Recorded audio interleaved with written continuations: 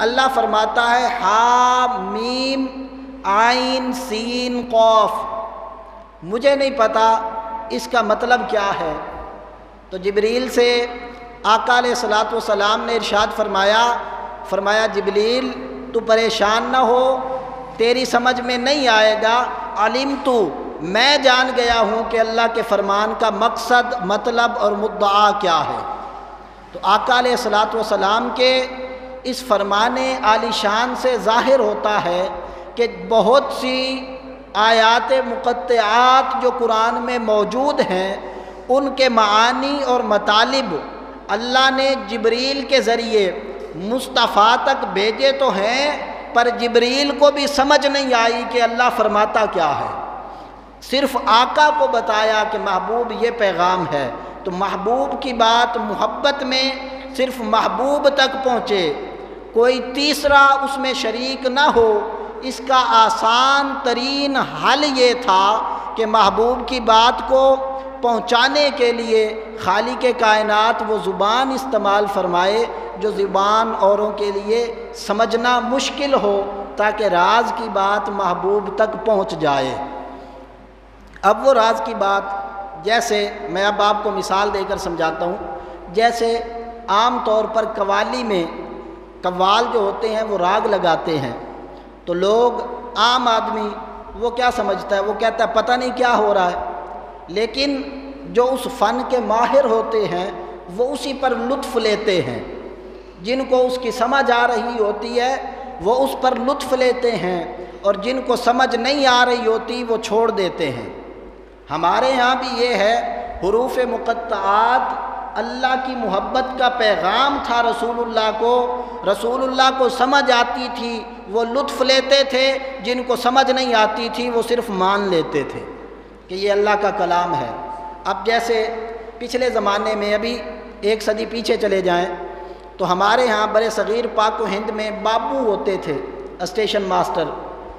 جب ہم نے کوئی پیغام بھیجنا ہوتا تو ہم اس کے پاس جاتے اور اسے کہتے جناب ہم نے تار بھیجنی ہے۔ اب تار میں بھیجنا کیا ہے کہ الحمدللہ میں پاس ہو گیا ہوں، اللہ کا کرم ہے مجھ پر، میں ٹھیک ٹھاک ہوں، مجھے اتنے پیسوں کی ضرورت ہے، گھر پیغام بھیجنا ہے۔ بابو کے پاس لے گئے کہ جناب ہم نے یہ پیغام بھیجنا ہے، تو وہ کیا کرتا ہے، ٹک ٹک ٹک ٹک ٹک بس، اور اس کے بعد کہتا ہے بھائی آپ کا تار چلا گیا۔ بندہ حیران ہوگا، گلے پڑے گا، عجیب بات ہے، میں کہتا ہوں میں خیریت سے ہوں، تو ٹک ٹک کر کے کہتا ہے کہ چلا گیا، عجیب بات ہے۔ تو وہ کہے گا بھائی تو اس میدان کو جانتا نہیں ہے، گھر والوں سے پوچھنا پیغام پہنچ گیا ہے۔ تو یہ جیسے ٹک ٹک کو ہر بندہ نہیں سمجھتا، صرف بابو کا دماغ سمجھتا ہے، جیسے راگ کو ہر بندہ نہیں سمجھتا، صرف قوال کا دماغ سمجھتا ہے۔ اس مثال کو یہیں رہنے دیں، میں سمجھانا یہ چاہتا ہوں حروف مقطعات کو ہر کوئی نہیں سمجھتا، صرف عاشق سمجھتا ہے۔ تو اللہ رب العزت نے فرمایا کذالک یوحیٰ الیک، محبوب یہ وحی ایسے ہی ہے جیسے ہم نے پہلے وَإِلَى الَّذِينَ مِن قَبْلِكَ، ہم تو یوں ہی وحی کرتے ہیں جیسے آپ کی طرف کی ہے، ایسے ہی آپ سے پہلے لوگوں کو بھی وحی کا پیغام پہنچایا ہے۔ وہ پیغام کیا تھا؟ پیغام کیا تھا؟ 2 لفظوں میں اگر کوئی بندہ پوچھے کہ وحی کسے کہتے ہیں، تو بھائی وحی اللہ کا دیا ہوا وہ قانون ہے جو مخلوق کے لیے خدا نبی کے ذریعے لوگوں تک پہنچا دیتا ہے، اسے وحی کہتے ہیں۔ اللہ رب العزت کائنات کا بادشاہ ہے، بادشاہ اپنے امور سلطنت خود چلاتا ہے، اور اس کو چلانے کے لیے مختلف طریقوں سے استعمال کرتا ہے اپنی چیزیں۔ اللہ رب العزت نے اپنی دنیا کا نظام چلانے کے لیے جو قانون دیا ہے، اس قانون کو خدا کی وحی کہتے ہیں۔ تو فرمایا کذالک یوحی الیک وإلی الذین من قبلک، محبوب یہ وحی اسی طریقے سے جیسے ہم آپ کی طرف کرتے ہیں اور آپ سے پہلے لوگوں کی طرف کی، یہ اللہ کا قانون تھا، اللہ العزیز الحکیم جو کہ عزت و حکمت والا ہے۔ اب باری تعالیٰ وہ قانون تو نے ہمیں دیا، تیرے قانون پر کتنا عمل واجب ہے، کتنا عمل ہم کریں گے تو ہم کامیاب ہو جائیں گے؟ تو فرمایا اس چیز سے سمجھ لو کہ لہو ما فی السماوات و ما فی الارض، اسی کے لیے زمین و آسمان کی بادشاہی ہے۔ تو جب زمین و آسمان کی بادشاہی خدا کے لیے ہے تو جس نے زمین میں رہنا ہے یا آسمان میں رہنا ہے وہ خدا کے قانون کے تابع ہو کر رہے، جس سے پتہ چلا کہ اللہ کے قانون کی ضرورت صرف اہل زمین کو نہیں ہے بلکہ اہل آسمان کو بھی ہے، کیونکہ وہ بھی خدا کی سلطنت اور اسی کے علاقے میں رہتے ہیں، اسی کی بادشاہی اور اسی کی حکومت میں رہتے ہیں۔ تو جس کی بادشاہی اور حکومت میں انسان رہتا ہے اس کے قانون کو سمجھنا اس کے لیے ضروری ہوتا ہے۔ اور اللہ فرماتا ہے محبوب یہ قانون جو زمین والوں کی بھی ضرورت ہے، آسمان والوں کی بھی ضرورت ہے، یہ قانون ہم نے آپ کی طرف اتارا ہے۔ پتہ چلا کہ محبوب وہ ہے کہ جس کو آسمان والوں تک پیغام پہنچانے کی طاقت بھی خدا نے دے کے بھیجا ہے، زمین والوں تک بھی پیغام پہنچانے کی طاقت خدا نے دے کر بھیجا ہے۔ اگر اللہ رب العزت نے یہ طاقت نہ دی ہوتی اور پیغام پہنچانے کی ذمہ داری مقرر ہو جاتی تو پھر یہ کہنا پڑتا کہ رسول کے پاس تو طاقت تھی نہیں، وہ کیسے پہنچاتے؟ لیکن اللہ جو فرما رہا ہے محبوب یہ میرا قانون ہے اور اس قانون کو آپ نے زمین اور آسمان میں ہر جگہ پہنچانا ہے، تو پتہ چلا کہ خدا لا یکلف اللہ نفسا الا وسعها، اللہ حکم بعد میں دیتا ہے، طاقت پہلے دیتا ہے، حکم بعد میں ہوا ہے۔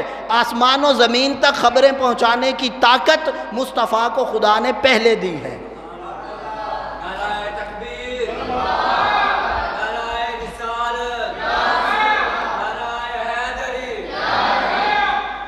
اسی طریقے سے پھر آگے دیکھیں، فرمایا وَهُوَ الْعَلِيُّ الْعَظِيمُ، باری تعالیٰ تو خود پہنچا دیتا پیغام، تو خود پیغام کیوں نہیں پہنچاتا؟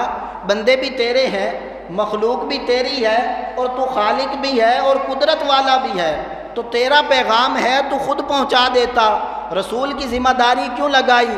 فرمایا لوگوں اس لیے کہ میرا مقام اور مرتبہ اتنا بلند ہے کہ میں ہر کسی سے کلام نہیں کرتا، میں صرف کلام کرتا ہوں تو نبی سے کرتا ہوں، پھر نبی میرا پیغام دنیا میں پہنچا دیتا ہے، جس سے پتہ یہ چلا کہ اللہ رب العزت کے پیغام کو سمجھنے کے لیے نبی کے در پر جانا اشد ضروری ہے۔ اسی لیے فاضل بریلی نے کہا تھا بخدا خدا کا یہی ہے در، نہیں اور کوئی مفر مکر، جو وہاں پہ ہو یہیں آ کے ہو، جو یہاں نہیں تو وہاں نہیں۔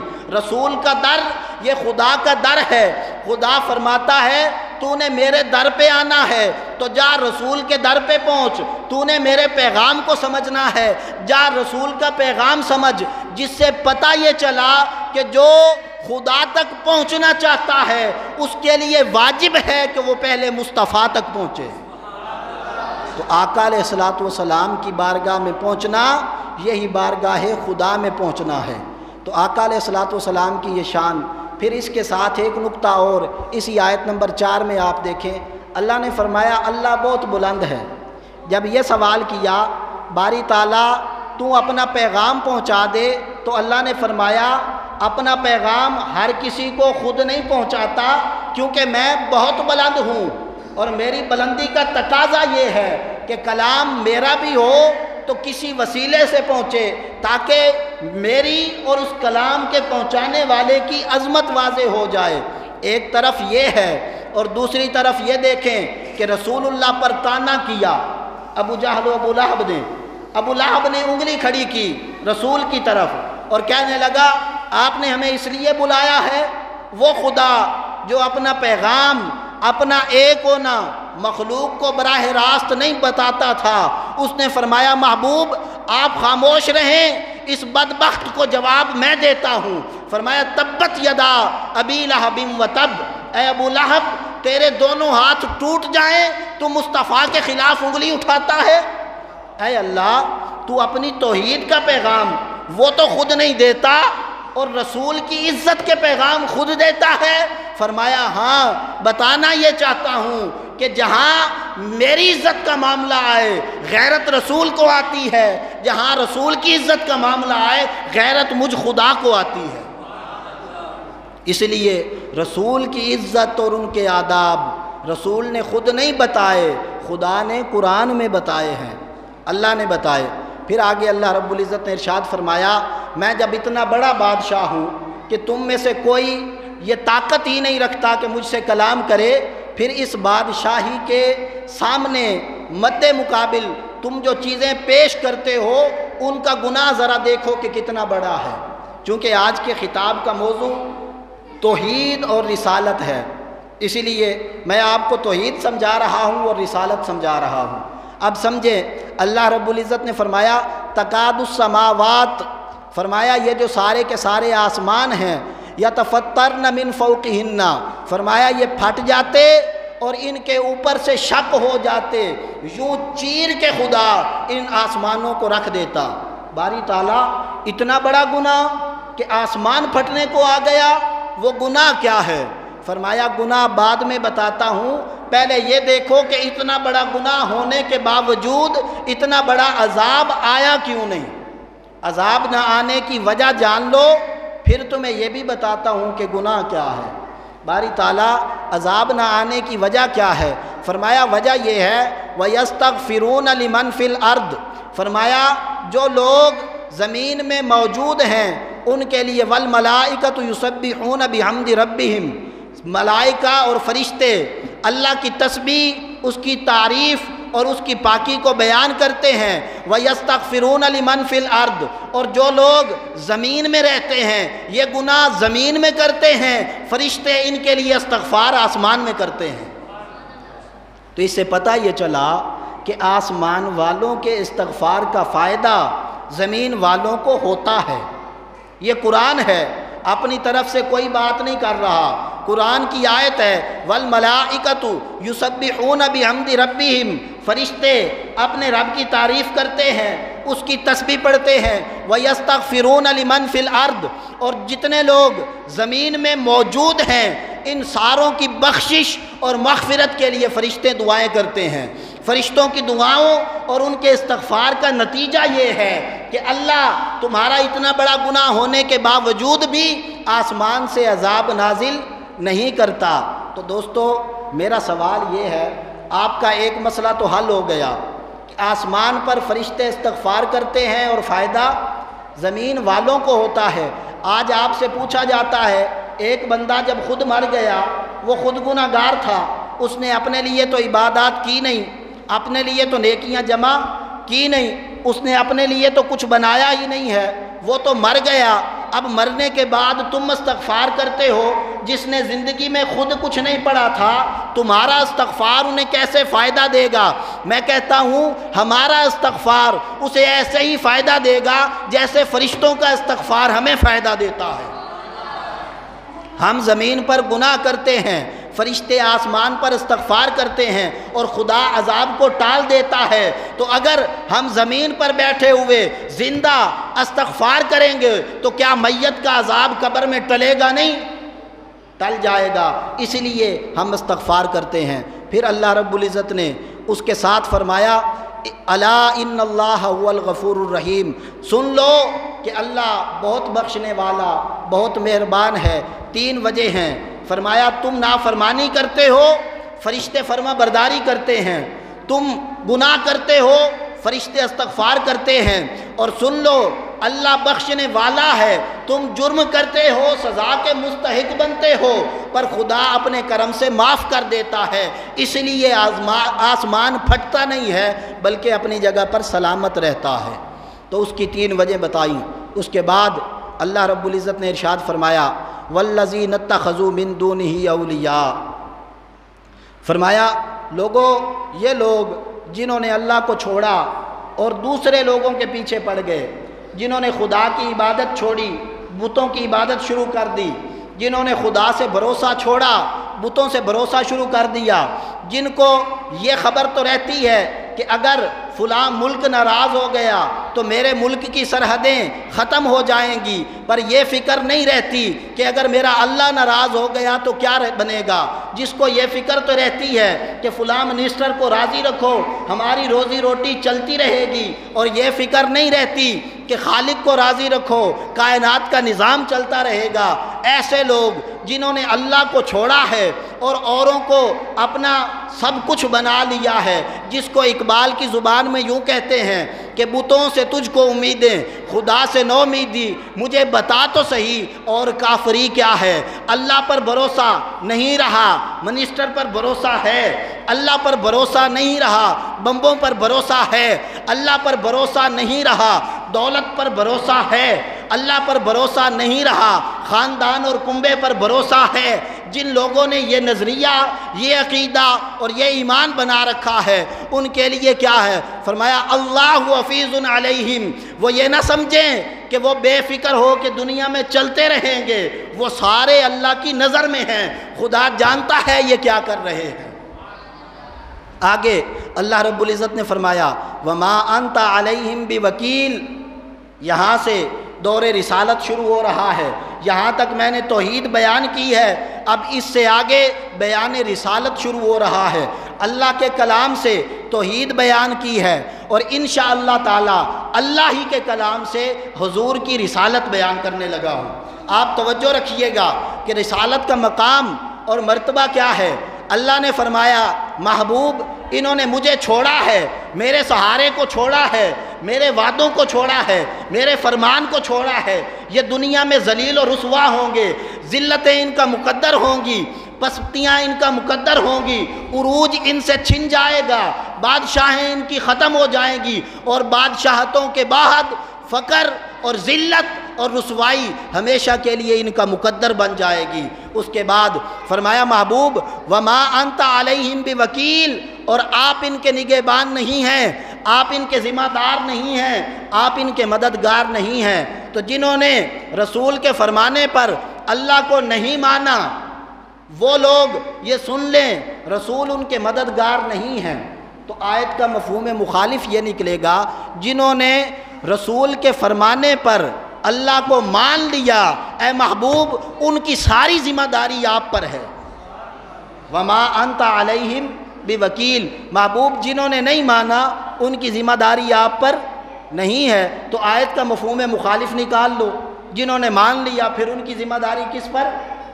رسول پر ہے، تو وہ پریشان نہ ہو، تنگ دستی ہے، رسول جانے خدا جانے، گناہ ہے، رسول جانے خدا جانے، بندہ کمزور ہے، رسول جانے خدا جانے، تمہیں اللہ رسول کے سبب عزت بھی دے گا، عظمت بھی دے گا، رفعت بھی دے گا، دولت بھی دے گا۔ ہمارا کام صرف اتنا ہے کہ جو رسول نے فرمایا ہے اس سے چمٹے رہیں، رسول کے فرامین پر عمل کرتے رہیں، عزتیں بھی ہمیں ملیں گی اور اللہ رب العزت شانیں بھی ہمیں دے گا۔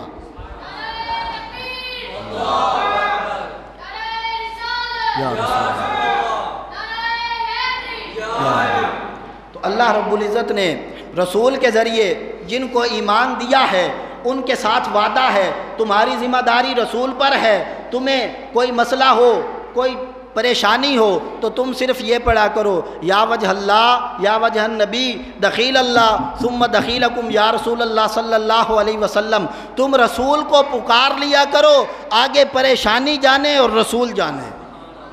اللہ رب العزت نے یہ معاملہ ایمان والوں کے ساتھ رکھا ہے، اور یہ ایسے ہی نہیں رکھا۔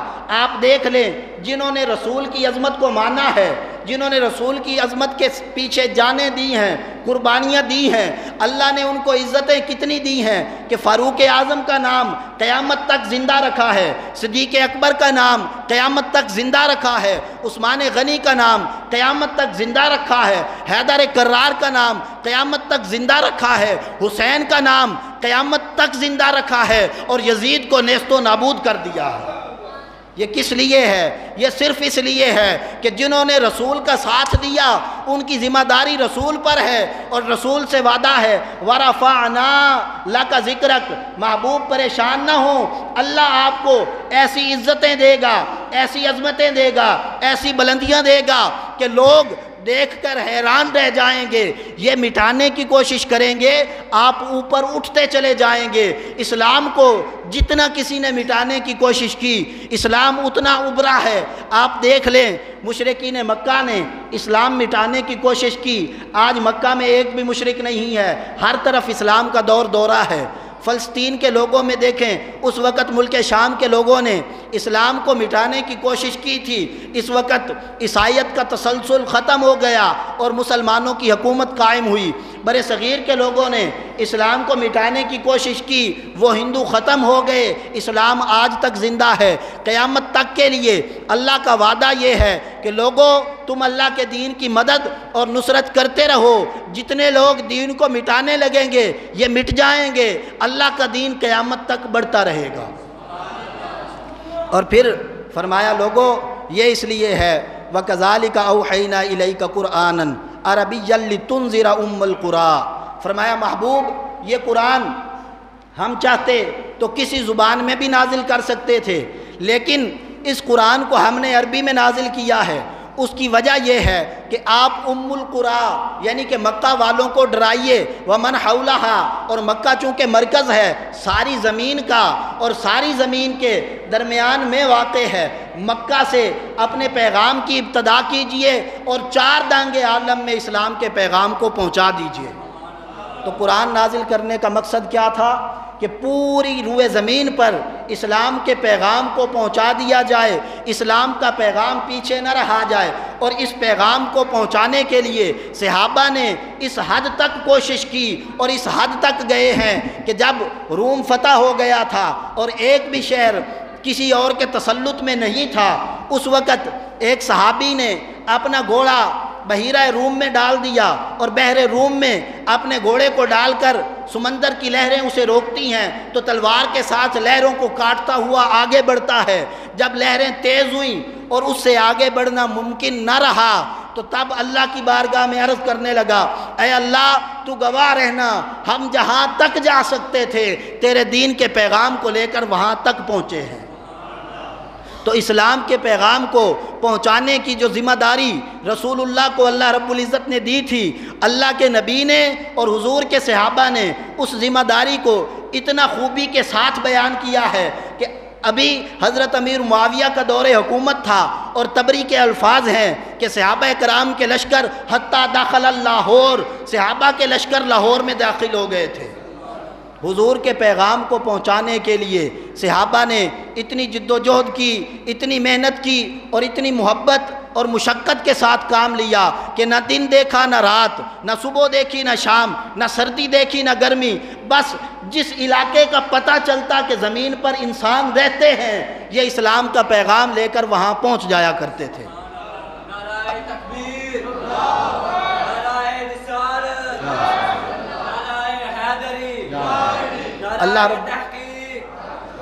اللہ رب العزت نے اپنے محبوب کے دین کو جو رفعت اور بلندی دی، اس میں ان ہستیوں کا جنہوں نے رسول اللہ کا ساتھ دیا بڑا کردار ہے۔ اگر حسین کرب و بلا میں شہید نہ ہوتے اسلام پھر بھی نہ بچتا، اور اگر ان 3 خلفائے راشدین کی حکومت قائم نہ ہوتی تو اسلام پھر بھی نہ بچتا۔ دونوں چیزیں اپنی جگہ پر اہمیت کی حامل ہیں۔ اللہ رب العزت نے فرمایا محبوب آپ کو بھیجا ہے تاکہ آپ ام القریٰ والوں کو ڈرائیں۔ ام القریٰ مکہ کو کہتے ہیں۔ مکہ کو ام القریٰ کہنے کی وجہ یہ ہے کہ دیکھیں ام کہتے ہیں ماں کو، ماں اصل ہوتی ہے، اس سے جو اولاد پیدا ہوتی ہے وہ اس کی فرع، اس کی شاخیں اور اس کی ٹہنیاں گنی جاتی ہیں۔ یہ مکہ ہے، یہ ساری روئے زمین کی ماں ہے۔ کیسے؟ جب طوفان نوح آیا تھا ساری روئے زمین پر پانی آ گیا تھا، پانی آنے کے بعد جب پانی خشک ہوا اور سب سے پہلا خطہ زمین اوپر ابھرا وہ شہر مکہ تھا، جس سے سب سے پہلے پانی خشک ہوا اور وہ اوپر ابھرا، اسے شہر مکہ کہتے ہیں۔ تو اللہ نے فرمایا شہروں میں جو سب سے پہلے وجود میں آیا اسے ام القریٰ کہتے ہیں، اور رسولوں میں جو سب سے پہلے رسول بنا اسے رسول امی کہتے ہیں۔ آپ اٹھائیں۔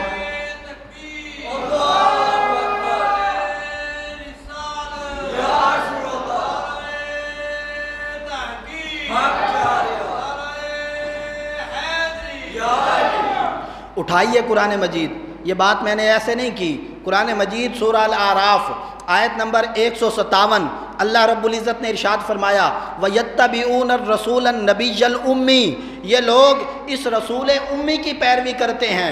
امی سے نکلا ہے، جس کا مطلب ہوتا ہے کائنات کی اصل۔ پتہ چلا شہروں کی اصل مکہ ہے تو کائنات کی اصل مصطفیٰ ہے۔ اب آگے اللہ رب العزت نے فرمایا لوگو سن لو، یہ اس لیے کیا ہے کہ تمہیں اللہ رب العزت قیامت سے ڈرائے۔ فریقٌ فی الجنۃ و فریقٌ فی السعیر، اور تمہارے دو طبقے، دو گروہ ہیں، ایک جنتی ہے دوسرا دوزخی۔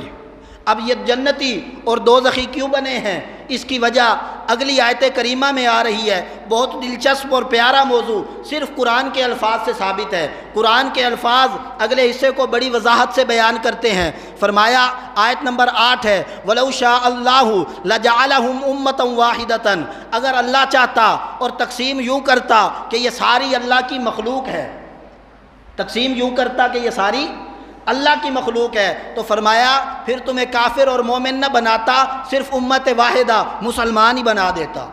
اگر تمہاری تقسیم اللہ کی مخلوق ہونے کی وجہ سے ہوتی تو تم سارے مسلمان ہوتے، لیکن تمہاری تقسیم اللہ کی مخلوق ہونے کی وجہ سے نہیں ہوئی، تمہاری تقسیم اللہ رب العزت وَلَٰكِن يُدْخِلُ مَن يَشَاءُ فِي رَحْمَتِهِ، تمہاری تقسیم رسول کی نسبت کی وجہ سے ہوئی ہے۔ جو رسول کی نسبت میں آیا ہے وہ جنتی ہے، جس نے رسول کی نسبت کا حیا نہیں کیا وہ دوزخی ہے۔ آپ اندازہ لگائیں قرآن نے کتنی وضاحت سے چیزیں بیان کر دیں۔ آج ہمارے لوگوں کے ذہنوں میں جو عموماً یورپ سے آیا ہوا سوال ہے یہ رہتا ہے کہ جی دیکھیں ڈاکٹر دوائیاں بناتے ہیں، اگرچہ وہ غیر مسلم ہیں پر انسانیت کی خدمت تو کر رہے ہیں نا، تو اس کی نیکی تو انہیں ملنی چاہیے، اس کا اجر تو انہیں ملنا چاہیے۔ میں کہتا ہوں میرے بھائی اس کی نیکی کا اجر تب ملتا جب وہ رسول کے ساتھ نسبت میں لگا ہوتا۔ اگر رسول کی نسبت اس کے پاس ہوتی اس کو دوائی بنانے کا اجر و ثواب ملتا، اس کے پاس نسبت رسول نہیں ہے، وہ 1000 نیکیاں بھی کرتا پھرے پر جنتی نہیں ہے۔ آگے اللہ رب العزت نے ارشاد فرمایا لوگو والظالمین ما لہم من ولی ولا نصیر، فرمایا لوگو یہ بھی جان لو ظالموں کا کوئی مددگار نہیں ہوتا۔ باری تعالیٰ ظالموں کا کوئی مددگار نہیں، تو قرآن میں آپ نے تو فرما رکھا ہے کہ اگر زندگی میں کسی سے ظلم ہو جائے تو توبہ کا دروازہ کھلا ہے، تو یہ کیا ماجرا ہے؟ فرمایا لوگو بات یہ ہے ویسے ظالم کی معافی نہیں ہے۔ وَلَوْ أَنَّهُمْ إِذ ظَلَمُوا أَنفُسَهُمْ جَاءُوكَ فَاسْتَغْفَرُوا اللَّهَ وَاسْتَغْفَرَ لَهُمُ الرَّسُولُ، پہلے رسول کی نسبت میں آ جائے پھر اللہ سے استغفار کرے تو میں اس ظالم کو ظالم رہنے ہی نہیں دیتا۔ آقا علیہ الصلوۃ والسلام نے اس پر ایک اور مضمون بھی ہے، وہ انشاءاللہ کسی دن پھر بیان کریں گے۔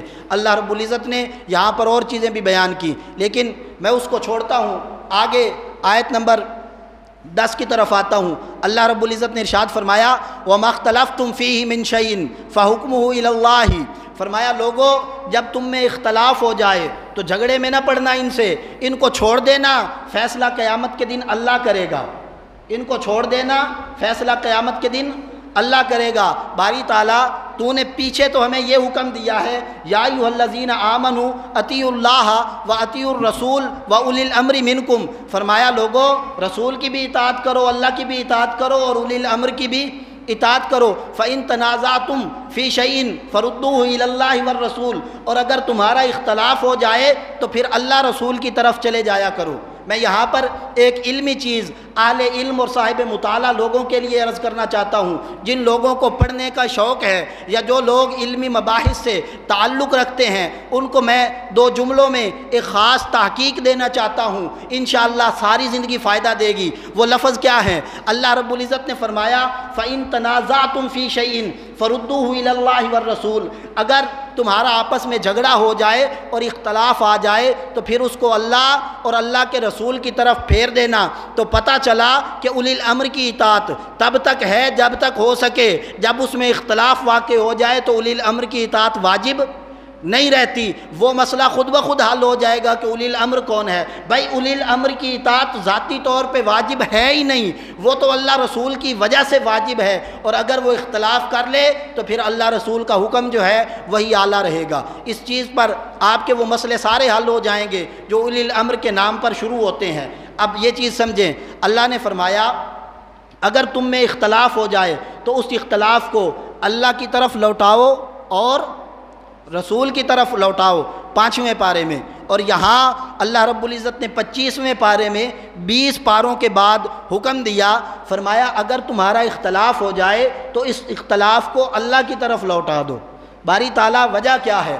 عام آدمی جو قرآن کا ترجمہ پڑھنے لگتا ہے اس کو یہ چیز سمجھ میں نہیں آتی، اور میں نے حتی الامکان تفاسیر کو بھی دیکھا ہے، اس چیز کی تفسیروں میں بھی وضاحت نہیں ملتی۔ اس لیے میں پورے وثوق اور پوری گارنٹی سے کہتا ہوں کہ تحقیق بھی نہیں ہے، میری اپنی ہے، اور ایک ایک لفظ کا میں ذمہ دار ہوں۔ اللہ رب العزت نے فرمایا لوگوں اگر تمہارا اختلاف آپس میں ہو جائے تو رسول کی بارگاہ میں لے آؤ، لیکن اگر کوئی بندہ ایسا ہو وہ یہ کہے کہ میں رسول کی بات ہی نہیں مانتا، مجھے رسول سے اختلاف ہے اور میں رسول کے فیصلے کو نہیں مانتا، تو فرمایا وہ بدبخت اس قابل ہی نہیں ہے کہ اس سے بات کی جائے، اس سے بات مت کرنا، اسے دلیلیں مت دینا، اسے چھوڑ دو اور قیامت تک کے لیے چھوڑ دو۔ قیامت میں جب میرے پاس آئے گا میں اس بدبخت کو بتاؤں گا کہ تیرا حشر کیا ہے۔ تو جو رسول کی بات سے اختلاف کر لے، فرمایا اس سے بات نہ کرنا، اس کو چھوڑ دینا، میں اسے دوزخ میں ڈال کے خود بخود جواب دے دوں گا۔ ایک معنی اس آیت کریمہ کا یہ ہے، اور اسی کی تشریح اور تفسیر اس واقعہ سے ہوتی ہے جو حضرت عمر سے بھی مروی ہے۔ حضرت ابوبکر صدیق کے پاس بھی ایک بندے کو لے گئے، ایک منافق تھا، دوسرا یہودی تھا۔ یہودی نے منافق کے ساتھ کوئی جھگڑا ہوا، اس نے فیصلہ حضور سے کروایا، حضور نے فیصلہ یہودی کے حق میں کیا۔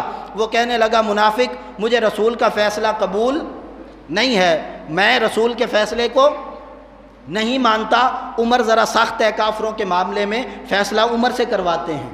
حضرت عمر کے پاس آیا، حضرت عمر نے گفتگو سنی تو اس آدمی نے بتا دیا جو یہودی تھا، جناب آپ کا فیصلہ پہلے آپ کے رسول کر چکے ہیں، لیکن اس بندے نے رسول کے فیصلے کو نہیں مانا۔ تو حضرت عمر نے یہ نہیں فرمایا اچھا دلیلیں دو، کوئی بات رہ گئی ہوگی میں ذرا توجہ سے سن لیتا ہوں، ہو سکتا ہے اگر کوئی غلطی ہوئی تو میں جا کے بتا دوں گا یا رسول اللہ یہ مسئلہ ایسے نہیں ایسے تھا، اس کو ایسے حل کرنا چاہیے تھا، اس کا حق بنتا تھا۔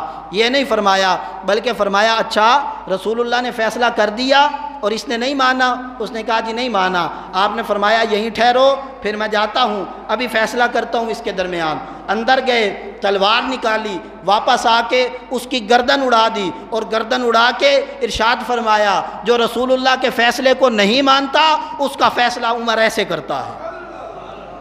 تو رسول اللہ کے فیصلے کو نہ ماننے والے کو حضرت عمر نے سب سے پہلے کہاں پہنچایا؟ اللہ کی بارگاہ میں۔ اسی آیت پر عمل کیا تھا۔ اللہ رب العزت نے فرمایا آپس میں اختلاف ہو جائے رسول کے پاس چلے جاؤ، رسول فیصلہ کر دے اسے تسلیم کر لو، جو رسول سے اختلاف کرے اسے اللہ کے پاس بھیج دو۔ اس لیے حضرت عمر نے اسے اللہ کے پاس بھیج دیا، اللہ جانے اور وہ جانے۔ انشاءاللہ العزیز آج وقت چونکہ مکمل ہو گیا ہے، ورنہ اگلی آیات بینات کو میں چلاتا۔ یہ آیت نمبر 10 تک ایک رکوع اور ایک آیت ہوئی ہے سورہ شورا کی۔